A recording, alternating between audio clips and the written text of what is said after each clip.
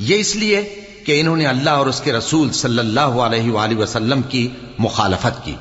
اور جو شخص اللہ کی مخالفت کرے تو اللہ اسے سخت عذاب دینے والا ہے۔ مومنو، کھجور کے جو درخت تم نے کاٹ ڈالے یا ان کو ان کی جڑوں پر کھڑا رہنے دیا، سو یہ اللہ کے حکم سے تھا، اور اس سے مقصود یہ تھا کہ وہ نافرمانوں کو رسوا کرے۔ اور اے مسلمانوں، جو مال اللہ نے اپنے پیغمبر کو ان لوگوں سے جنگ کے بغیر دلوایا ہے، اس میں تمہارا کچھ حق نہیں، کیونکہ اس کے لیے نہ تم نے گھوڑے دوڑائے نہ اونٹ، لیکن اللہ اپنے پیغمبروں کو جن پر چاہتا ہے غالب کر دیتا ہے، اور اللہ ہر چیز پر قادر ہے۔ جو مال اللہ نے اپنے پیغمبر صلی اللہ علیہ وآلہ وسلم کو بستیوں والوں سے دلوایا ہے،